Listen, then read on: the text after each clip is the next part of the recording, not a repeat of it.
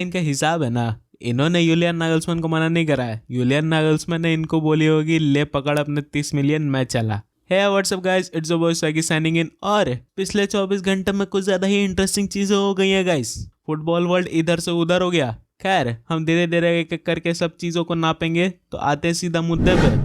अब सबसे पहले तो मैनचेस्टर यूनाइटेड फैंस के लिए एक खुशखबरी भी है और ये दुखद खबरी भी है, तो इसको दोनों पर्सपेक्टिव से समझना। जैसा कि हमने कल वीडियो में बात करी थी, मैनचेस्टर यूनाइटेड की टेक ओवर अब प्रोग्रेसिव है और preferred bidders according to Glazers sir Jim Ratcliffe हैं। और अब न्यूज ये आ रही है कि sir Jim Ratcliffe already ready हैं कि वो टेक ओवर करेंगे और टॉक्स भी प्रोग्रेसिव रैपिडली हो रहे हैं। तो कितने परसेंट के स्टेक्स आखिर सर जिम रैटक्लिफ के पास होंगे? तो टोटल 69% जो अभी प्रेजेंटली ग्लेजर ब्रदर्स के पास हैं, वो सारे के सारे 69% शेयर्स सर जिम रैटक्लिफ के पास चले जाएंगे। अब बात यह है कि ग्लेजर ब्रदर्स के पास कितने परसेंटेज होंगे, तो इस पूरे सिनेरियो को समझने के लिए सबसे पहले यह समझना होगा कि ग्लेजर्स ब्रदर्स आखिर बेचना ऐसे क्यों चाहते हैं। तो ग्लेजर्स ब्रदर्स का यह थॉट है कि sir Jim Ratcliffe majority shares रखेंगे, तो जिसके पास मेजॉरिटी शेयर्स होंगे वही डिसीजन लेगा क्लब का। तो सर जिम रैटक्लिफ के ही डिसीजंस होंगे क्लब के लिए, और बाकी माइनॉरिटी शेयर्स में ग्लेजर ब्रदर्स और यूएसए की डिफरेंट कंपनीज रहेंगी। तो ऐसे में अब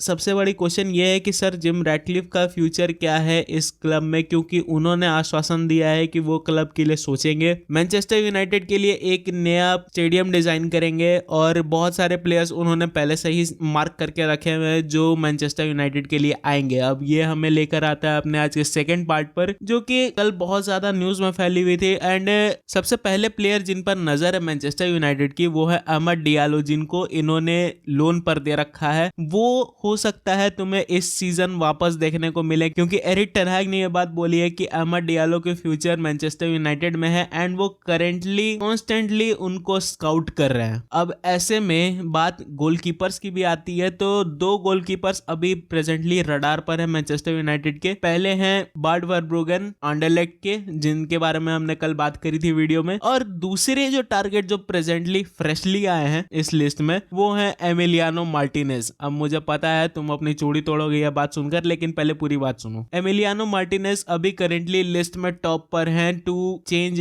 डेविड डेयास पोजीशन। अब डेविड डेया की क्यों चेंज पोजीशन करनी है? तो according to Erik ten Hag, David de Gea उनके पोजिशनल प्लेस में फिट नहीं बैठ रहे हैं। तो ऐसे में अब एमिलियानो मार्टिनेज का रोल इस पूरी टीम में ज्यादा इंपॉर्टेंट हो जाता है। अब कल एरिक टेन हैग ने अपने इंटरव्यू में ये बात बोली कि personal mistakes are a part of game, but personal mistakes इस लेवल पर होनी बहुत ज्यादा गलत बात है, जो कि सही भी है, क्योंकि पर्सनल मिस्टेक्स इस लेवल पर आपको एक मैच कॉस्ट कर सकता है। और हमने 2 रेगुलर मैचेस में ये चीज देखा कि पहले हम सेविया के अगेंस्ट वैसे पर्सनल मिस्टेक्स करके हारे, और दूसरे में हम लोग अभी पिछले वेस्ट हैम से हारे वैसे ही पर्सनल मिस्टेक्स के चक्कर में। तो अब ऐसे में ये 2 गोलकीपर्स का रोल इस प्लेइंग 11 में बहुत ज्यादा हो जाता है अगर ये साइन करते हैं तो। और जिम रैटक्लिफ अगर आते हैं तो जिम रैटक्लिफ ने ये आश्वासन दिया है कि ये 2-3 प्लेयर्स उन्होंने पहले से स्काउट कर रखे हैं और ये 2-3 प्लेयर्स आएंगे। अब ये चीज हमें ले आते हैं आज के थर्ड न्यूज पर, जो कि होगी मैच की, जो कि होने वाली है आज मैनचेस्टर यूनाइटेड वर्सेस वुल्वरहैम्पटन के बीच। तो उस मैच में अब करेंटली ये न्यूज आ रही है कि राफेल वरान is back in the squad, जो कि हमारे लिए बहुत बड़ी न्यूज है ahead of the FA cup, जो कि मैनचेस्टर सिटी के अगेंस्ट होने वाली है। लेकिन एक सैड न्यूज भी है, क्योंकि मार्कस रैशफोर्ड अब कहीं इंजर्ड हैं। कर एरिक टेन हैग ने प्री मैच कॉन्फ्रेंस में ये बात कही कि मार्कस रैशफोर्ड का खेलना बहुत ज्यादा डाउटफुल है, एंड वो भी बहुत ज्यादा डाउटफुल है कि मार्कस रैशफोर्ड अगले 2-3 मैचेस खेलेंगे because of his thigh injury, जो कि बहुत बड़ी न्यूज है। अब ये पूरे मैनचेस्टर यूनाइटेड के सागा पर तुम्हारा क्या मानना है? Do let me know in the comment section. और जो कि हमें ले आता है आज के लास्ट न्यूज पर, तो टॉटनहम ने खुद का ही मजाक बना रखा है एट प्रेजेंट। इन्होंने कल खुद कही कि Tottenham is not interested currently in signing Julian Nagelsmann, they rejected. अब इस बात को पूरे ढंग तरीके से समझो कि यूलियन नागलसमैन से इनकी कोई प्रोग्रेसिव टॉक्स हुई नहीं है। तो अब ऐसे में ये क्वेश्चन बनता है कि इन्होंने यूलियन नागलसमैन को मना करा है या यूलियन नागलसमैन ने इनको मना करा है? क्योंकि अगर टॉटनहम के कुछ पंडित्स की माने तो उन्होंने